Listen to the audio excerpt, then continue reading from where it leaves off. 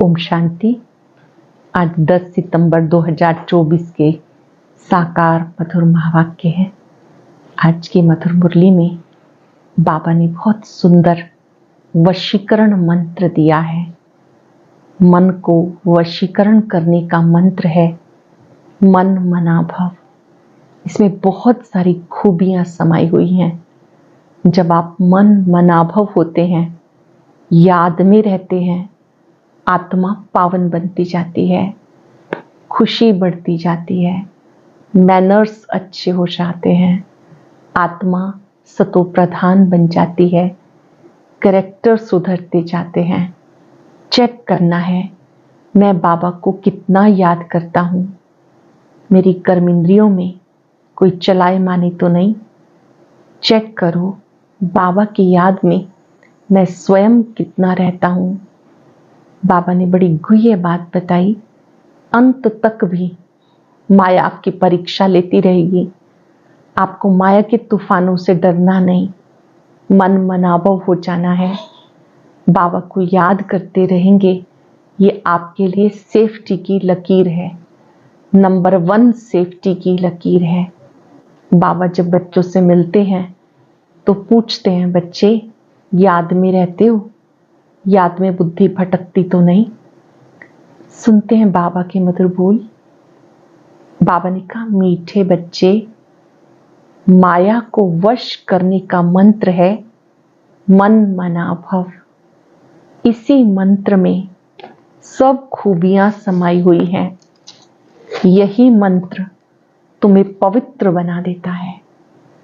माया को वश करने का मंत्र है मन मना भव। इसी मंत्र में सब खूबियां समाई हुई हैं।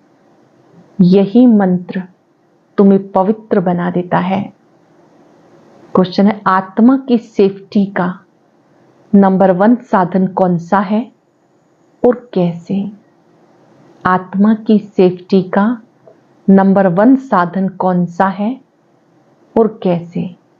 याद की यात्रा ही सेफ्टी का नंबर 1 साधन है, क्योंकि इस याद से तुम्हारे कैरेक्टर सुधरते हैं, तुम माया पर जीत पा लेते हो।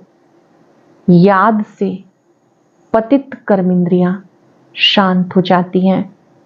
याद से ही बल आता है।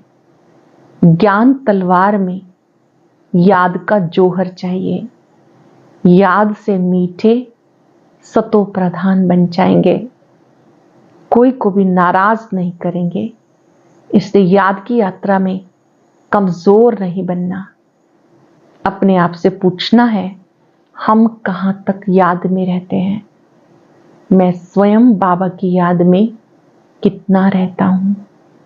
याद की यात्रा ही सेफ्टी का नंबर 1 साधन है। इस याद से तुम्हारे कैरेक्टर सुधरते हैं, माया पर जीत पा लेते हो, पतित कर्मेंद्रियां शांत हो जाती हैं। याद से बल आता है। ज्ञान तलवार में याद का जोहर चाहिए। याद से ही मीठे सतो प्रधान बनेंगे, कोई को भी नाराज नहीं करेंगे, क्योंकि याद की यात्रा में इसलिए याद की यात्रा में कमजोर नहीं बनना। अपने आप से पूछना है, कहाँ तक याद में रहते हैं। ओम शांति। मीठे मीठे रूहानी बच्चों को रोज रोज सावधानी जरूर देनी होती है। कौन सी? Safety first. सेफ्टी क्या है? याद की यात्रा से तुम बहुत बहुत सेफ रहते हो। मूल बात ही बच्चों के लिए ये है। बाबा ने समझाया, तुम बच्चे जितना याद की यात्रा में तत्पर रहेंगे, उतना खुशी रहेगी, मैनर्स भी ठीक रहेंगे। याद में रहने से खुशी रहेगी, मैनर्स ठीक रहेंगे, क्योंकि पावन भी बनना है, कैरेक्टर भी सुधारने हैं, अपनी जांच करनी है। मेरा कैरेक्टर किसी को दुख देने जैसा तो नहीं है, मुझे कोई दे अभिमान तो नहीं आ जाता। ये अच्छी रीति अपनी जांच रखनी होती है। बाबा बच्चों को पढ़ाते, तुम बच्चे पढ़ते भी हो और पढ़ाते भी हो। बेहद का बाप सिर्फ पढ़ाते हैं, बाकी तो सब हैं देहधारी। इसमें सारी दुनिया आ जाती। एक बाप ही विदेही है, वह तुम बच्चों को कहते तुम्हें विदेही बनना है। बाबा विदेही है, तुम बच्चों को भी कहते विदेही बनना है। मैं आया हूं तुम्हें विदेही बनाने, पवित्र बनकर ही वहां जाएंगे। चीची को तो साथ नहीं ले जाएंगे, इसलिए पहले पहले मंत्र ये देते हैं। माया को वश करने का मंत्र है, पवित्र होने का ये मंत्र है। इस मंत्र में बहुत खूबियां भरी हुई हैं। इनसे पवित्र बनना है, मनुष्य से देवता बनना है। जरूर हम ही देवता थे, इसलिए बाबा कहते अपनी सेफ्टी चाहो, मजबूत महावीर बनना चाहो तो ये पुरुषार्थ करो। अपनी सेफ्टी चाहो, मजबूत महावीर बनना चाहो तो ये पुरुषार्थ करो। बाबा तो शिक्षा देते रहेंगे, भले ड्रामा भी कहते रहेंगे, ड्रामा अनुसार बिल्कुल ठीक ही चल रहा है, फिर आगे के लिए भी समझाते रहेंगे। याद की यात्रा में कमजोर नहीं बनना। बाहर रहने वाली बांधेली गोपिकाएं जितना याद करती हैं उतना सामने रहने वाले याद नहीं करते, क्योंकि उनको तड़फन होती है। बांधेलियों को तड़फन होती है शिव बाबा से मिलने की। जो मिल जाते हैं उनका पेट जैसे कि भर जाता है। जो बहुत याद करते हैं वो ऊंच पद पा सकते हैं। देखा जाता अच्छे अच्छे बड़े बड़े सेंटर संभालने वाले मुख्य भी याद की यात्रा में कमजोर हैं। याद का जौहर बहुत अच्छा चाहिए। ज्ञान तलवार में याद का जौहर ना होने के कारण किसी को तीर लगता ही नहीं, पूरा मरते नहीं। बच्चे कोशिश करते हैं ज्ञान का बाण लगाकर बाप का बनाएं, वह मर जीवा बनाएं, परंतु मरते नहीं। जरूर ज्ञान तलवार में गड़बड़ है। बाबा भले जानते हैं ड्रामा बिल्कुल एक्यूरेट चल रहा है, आगे के लिए तो समझाते रहेंगे ना। हर एक अपने दिल से पूछे हम कहाँ तक याद करते हैं। हर एक दिल से पूछे कहाँ तक हम बाबा को याद करते हैं। याद से बल आएगा, इसलिए कहा जाता ज्ञान तलवार में जौहर चाहिए। ज्ञान तो बहुत सहज रीति समझा सकते, जितना याद में रहेंगे उतना मीठे बनते जाएंगे। बाबा को याद करेंगे तो स्वभाव संस्कार मीठा बनता जाएगा। तुम सतो प्रधान थे तो बहुत मीठे थे, फिर सतो प्रधान बनना है। तुम्हारा स्वभाव बहुत मीठा चाहिए, कभी रंज नहीं होना चाहिए, नाराज नहीं होना चाहिए। ऐसा वातावरण ना हो जो कोई रंज हो, ऐसी कोशिश करनी चाहिए। क्योंकि ईश्वरीय कॉलेज स्थापन करने की सर्विस बहुत ऊंची है। विश्वविद्यालय तो भारत में बहुत गाए जाते, वास्तव में वो है नहीं। विश्वविद्यालय तो एक ही होता है। बाबा आकर सबको मुक्ति, जीवन मुक्ति देते हैं। बाबा जानते सारी दुनिया के जो भी मनुष्य मात्र हैं सब खत्म होने वाले हैं। बाबा को बुलाया भी इसलिए कि छीछी दुनिया का खात्मा और नई दुनिया की स्थापना करो। बच्चे भी समझते बरोबर बाबा आया हुआ है। अब माया का पॉम्प कितना है, फॉल ऑफ पाम्पिया का खेल दिखाते हैं, बड़े बड़े मकान आदि बना रहे हैं, यह है पॉम्प। सत्युग में इतने मंजिल के मकान बनते नहीं, यहाँ बनते हैं क्योंकि रहने के लिए जमीन कम है। विनाश जब होता तब सब बड़े बड़े मकान भी गिर पड़ते हैं। आगे इतनी बड़ी बड़ी बिल्डिंग नहीं बनती थी। बॉम्ब सब छोड़ेंगे तो ऐसे गिरेंगे जैसे ताश के पत्ते गिरते हैं। इसका मतलब ये नहीं कि वही मरेंगे बाकी दूसरे रह जाएंगे, नहीं। जो जहां होगा, चाहे समुद्र पर हो, पृथ्वी पर हो, आकाश में हो, पहाड़ों पर हो, उड़ रहा हो, सब खत्म हो जाएंगे। ये पुरानी दुनिया है ना, जो भी 84 लाख योनियां हैं सब खत्म हो जानी है। वहां नई दुनिया में ये कुछ भी होगा नहीं, ना इतने मनुष्य होंगे, ना मच्छर, ना जीव जंतु होंगे। यहाँ तो ढेर के ढेर हैं। अब तुम बच्चे भी देवता बनते हो तो वहाँ हर चीज सतो प्रधान होती है। यहाँ भी बड़े बड़े आदमी के घर में जाएंगे तो बड़ी सफाई रहती है। तुम सबसे जास्ती बड़े देवता बनते हो। बड़े आदमी भी नहीं कहेंगे, तुम बहुत ऊंच देवताएं बनते हो। ये कोई नई बात नहीं, 5,000 वर्ष पहले भी तुम ये बने थे नंबरवार। ये इतना किचड़ा आदि वहाँ कुछ भी नहीं होगा। बच्चों को बड़ी खुशी होनी चाहिए कि हम बहुत ऊंच देवता बनते हैं। बेहद खुशी होनी चाहिए। हम ऊंच देवता बनते हैं। एक ही बाप हमें पढ़ाने वाला है जो हमें बहुत ऊंच बनाते हैं। पढ़ाई में हमेशा नंबरवार पोजीशन वाले होते, कोई कम पढ़ते हैं, कोई जास्ती पढ़ते हैं। अब बच्चे पुरुषार्थ कर रहे हैं, बड़े बड़े सेंटर खोल रहे हैं, इसलिए कि सबको मालूम पड़े। भारत का प्राचीन राजयोग गाया हुआ है। खास विलायत वालों को जास्ती उत्सुकता होती है राजयोग सीखने की। भारतवासी तो तमो प्रधान बुद्धि है, वो फिर भी तमो बुद्धि है, इसलिए उनको शौक रहता भारत का प्राचीन राजयोग सीखने का। उन्हें शौक रहता। ये नामी ग्रामी है जिससे भारत स्वर्ग बना था। राजयोग से भारत स्वर्ग बना। बहुत थोड़े आते हैं जो पूरी रीति समझते हैं। स्वर्ग हेवन पास हो गया सो फिर होगा जरूर। हेवन अथवा पैराडाइज है सबसे वंडर ऑफ द वर्ल्ड। स्वर्ग का कितना नाम वाला है। स्वर्ग और नर्क, शिवालय और वैशाल्य। बच्चों को अब नंबरवार याद है कि हमें अब शिवालय में जाना है। वहां जाने के लिए, शिवालय में जाने के लिए शिव बाबा को याद करना है। वही पंडा है सबको ले जाने वाला। भक्ति को कहा जाता रात, ज्ञान को कहा जाता दिन। ये बेहद की बात है। नई चीज और पुरानी चीज में बहुत फर्क होता। अब बच्चों की दिल होती है इतना ऊंच से ऊंच पढ़ाई, ऊंच से ऊंच भगवान हमें पढ़ाते हैं। ऊंच से ऊंच मकान में हम पढ़ाएं तो बड़े बड़े लोग आएंगे। एक एक को बैठ समझाना पड़ता है। जैसा स्थान होता है उसका प्रभाव पड़ता है। बच्चे चाहते कि हम भी अच्छे मकान में ये अच्छी विद्या सबको दें। एक एक को बैठ समझाना होता।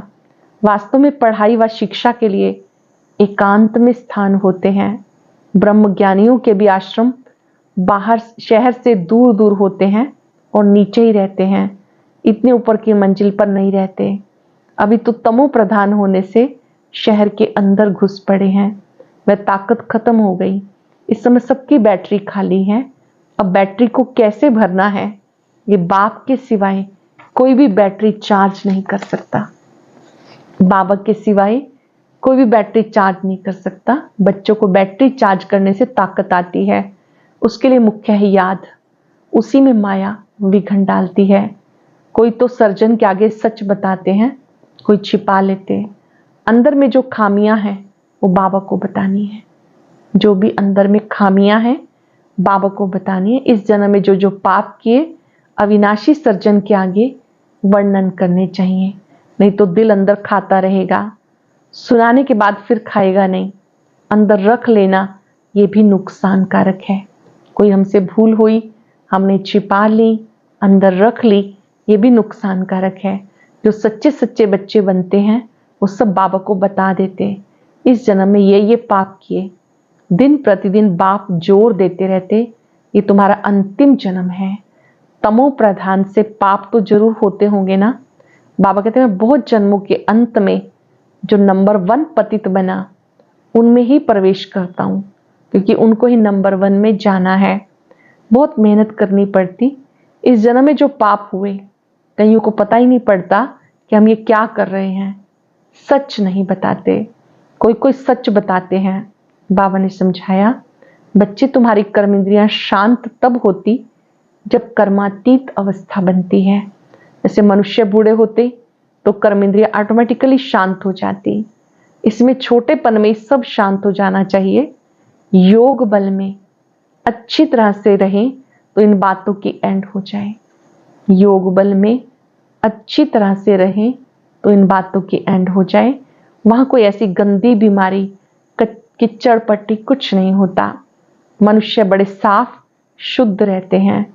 वो है ही राम राज्य, यहाँ है रावण राज्य। अनेक प्रकार की गंदगी की बीमारी है। सत्युग में कुछ नहीं होती, बात मत पूछो। नाम ही कितना फर्स्ट क्लास है। स्वर्ग, नई दुनिया, बड़ी सफाई रहती है। बाबा समझाते इस पुरुषोत्तम संगम युग पर तुम ये सब बातें सुनते हो, कल नहीं सुनते थे। कल मृत्यु लोक के मालिक थे, आज अमर लोक के मालिक बनते हो। निश्चय हो जाता है कल मृत्यु लोक में थे, अब संगम युग पर आने से अमर लोक के मालिक बन रहे हैं। पुरुषार्थ कर रहे हैं। पढ़ाने वाला अब मिला। जो अच्छी रीति पढ़ते हैं पैसा आदि भी अच्छा कमाते, बलिहारी पढ़ाई की कहेंगे, ये भी ऐसे है। इस पढ़ाई से तुम बहुत ऊंच पद पाते हो। अब तुम रोशनी में हो। इस ईश्वरीय पढ़ाई से बहुत ऊंच पद पाते हो। अब तुम रोशनी में हो। ये सिवाय तुम बच्चों के किसी को मालूम नहीं। तुम भी फिर घड़ी घड़ी भूल जाते हो, पुरानी दुनिया में चले जाते हो। भूलना माना पुरानी दुनिया में चले जाना। अब तुम संगमयुगी ब्राह्मणों को मालूम है हम कलयुग में नहीं, वह सदैव याद रखना है हम नए विश्व के मालिक बन रहे हैं। बाबा हमें पढ़ाते हैं नई दुनिया में ले जाने के लिए। ये है शुद्ध अहंकार। अशुद्ध अहंकार तो समाप्त कर देना है। पहले था अशुद्ध अहंकार, अब ये है शुद्ध अहंकार। तुम बच्चों को कभी अशुद्ध ख्यालात नहीं आने चाहिए। पुरुषार्थ करते करते आखिरी पिछाड़ी में रिजल्ट निकलेगी। बाबा समझाते इस समय तक सब पुरुषार्थी हैं। इम्तिहान जब होता तो नंबरवार पास हो, फिर ट्रांसफर हो जाते हैं। तुम्हारी है बेहद की पढ़ाई जिसको सिर्फ तुम जानते हो। तुम कितना समझाते हो, नए नए आते रहते हैं बेहद बाप से वर्षा पाने के लिए। भले दूर रहते हैं फिर भी सुनते सुनते निश्चय बुद्धि हो जाते। ऐसे बाबा के सम्मुख भी जाना चाहिए। जिस बाप ने बच्चों को पढ़ाया ऐसे बाबा से सम्मुख जरूर मिलना चाहिए। समझकर ही यहाँ आते हैं। कोई नहीं समझे हुए तो भी यहाँ आने से समझ जाते हैं। बाबा कहते दिल में कोई बात हो समझ में ना आती हो भले पूछो। कोई बात समझ में ना आती हो दिल में रखी हुई हो तो बाबा से पूछो। बाबा तो चुंबक है ना, जिसकी तकदीर में है वो अच्छी रीति पकड़ सकते हैं। तकदीर में नहीं तो खलास, सुना अनसुना कर देते। यहाँ कौन बैठ पढ़ाते हैं? स्वयं भगवान। उनका नाम है शिव। शिव बाबा ही हमें स्वर्ग की बादशाही देते, फिर कौन सी पढ़ाई अच्छी? तुम कहेंगे हमें शिव बाबा पढ़ाते जिसे 21 जन्मों की बादशाही मिलती। बाबा स्वयं पढ़ाते हैं, 21 जन्मों की बादशाही मिलती है। ऐसे ऐसे समझाते समझाते ले जाते। कोई तो पूरा ना समझने के कारण इतनी सर्विस नहीं कर सकते। बंधन की जंजीरों में जकड़े रहते हैं। शुरू में तुम कैसे अपने को जंजीरों से छुड़ा कर आए, जैसे कोई मस्ताने होते हैं। ये भी ड्रामा में पार्ट था जो कशिश हुई। ड्रामा में बट्टी बननी थी, जीते जी मरे, फिर माया की तरफ कोई कोई चले गए। युद्ध तो होती है ना, माया के साथ युद्ध होती है। माया देखती है इसने बड़ी हिम्मत दिखाई है, अब हम भी इसे ठोक करके देखते हैं ये पक्के हैं या नहीं। बच्चों की कितनी संभाल होती थी, सब कुछ सिखाते थे। शुरू में बाबा ने बच्चों को सब कुछ सिखाया कि बच्चे याद करो, हर कर्म हमें अपने हाथ से करना है। जो कर्म मैं करूंगा मुझे देखकर और करेंगे। तुम बच्चे एल्बम आदि देखते हो लेकिन सिर्फ चित्र देखने से भी समझ ना सके। कोई बैठ समझाए क्या क्या होता था, कैसे भट्ठी में पड़े, फिर कोई कैसे निकले, कोई कैसे, जैसे रुपए छपते हैं तो भी कोई कोई खराब हो पड़ते। ये भी ईश्वरीय मिशनरी है। ईश्वर बैठ धर्म की स्थापना करते हैं, ये बात किसी को पता नहीं। बाप को बुलाते भी हैं परंतु जैसे तवाई समझते ही नहीं। कहते कैसे हो सकता, माया रावण एकदम ऐसा बना देती, एकदम तवाई मिसल बना देती। शिव बाबा की पूजा भी करते हैं फिर कह देते हैं सर्वव्यापी है। शिव बाबा कहते हो फिर वो सर्वव्यापक कैसे होगा? पूजा करते हैं, लिंग को शिव कहते हैं, ऐसे थोड़े ही कहते कि इसमें शिव बैठा है। अब पत्थर ठिक्कर में भगवान को कहना तो क्या सब भगवान ही भगवान है? भगवान अनलिमिटेड तो नहीं होंगे ना। तो बाबा बच्चों को समझाते, कल्प पहले भी ऐसे समझाया था कि मैं सर्वशक्तिवान हूं, सर्वव्यापक नहीं। अच्छा, मीठे मीठे सिक्के लदे बच्चों प्रति माता पिता बाप दादा का याद प्यार गुड मॉर्निंग। रूहानी बाप की रूहानी बच्चों को नमस्ते। रूहानी बच्चों की रूहानी बाप दादा को याद प्यार नमस्ते, गुड मॉर्निंग। शुक्रिया बाबा, शुक्रिया। धारणा के लिए सार, ऐसा मीठा वातावरण बनाना है जिसमें कोई भी नाराज ना हो। बाप समान विदेही बनने का पुरुषार्थ करना है। याद के बल से अपना स्वभाव मीठा, कर्म इंद्रियां शांत करनी है। सदा इस नशे में रहना है कि अब हम संगम युगी हैं, कलयुगी नहीं। बाबा हमें नए विश्व का मालिक बनाने के लिए पढ़ा रहे हैं। अशुद्ध ख्यालात सब समाप्त कर देने हैं। ऐसा मीठा वातावरण बनाना है जिसमें कोई भी नाराज ना हो। बाप समान विदेही बनने का पुरुषार्थ करना है। याद के बल से अपना स्वभाव मीठा, कर्म इंद्रियां शांत करनी है। सदा इस नशे में रहना है। अब हम संगम युगी हैं, कलयुगी नहीं। बाबा हमें नए विश्व का मालिक बनाने के लिए पढ़ा रहे हैं। अशुद्ध ख्यालात समाप्त कर देने हैं। वरदान है अकाल तख्त और दिल तख्त पर बैठ सदा श्रेष्ठ कर्म करने वाले कर्म योगी भव। अकाल तख्त, दिल तख्त पर बैठ सदा श्रेष्ठ कर्म करने वाले कर्म योगी भव।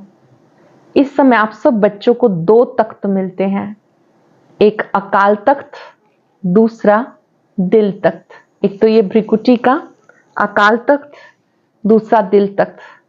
लेकिन दिल तख्त पर वही बैठता है जिसका राज्य होता। जब अकाल तख्त नशीन है तो स्वराज्य अधिकारी हैं, और बाप के दिल तख्त नशीन है तो बाप के वर्षे के अधिकारी हैं। इसमें राजभाग सब आ जाता। कर्म योगी अर्थात दोनों तख्त नशीन। ऐसी तख्त नशीन आत्मा का हर कर्म श्रेष्ठ होता है, क्योंकि सब कर्म इंद्रियां लॉ और ऑर्डर पे रहती हैं। जो तख्त नशीन है उनका हर कर्म श्रेष्ठ होता है। कर्म इंद्रियां लॉ और ऑर्डर पे रहती हैं।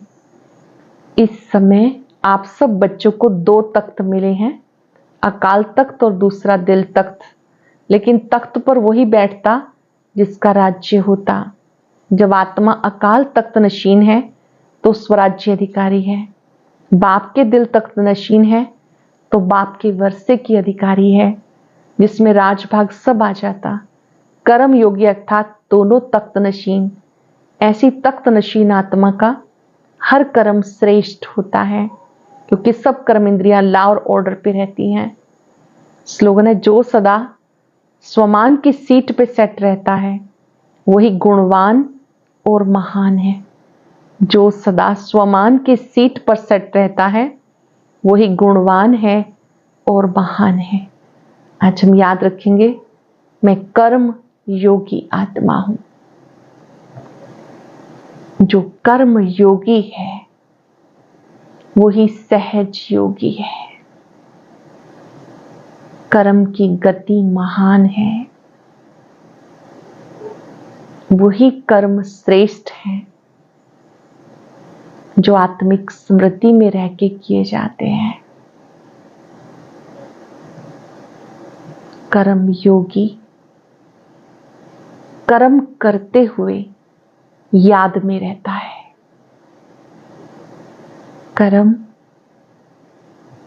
कर्म का फल सब समर्पित कर देता है।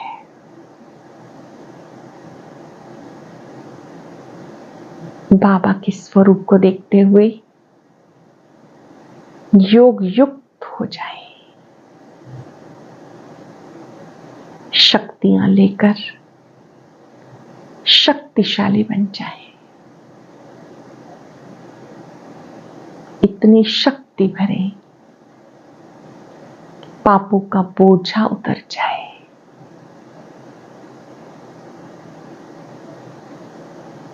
परमात्मा शक्तियां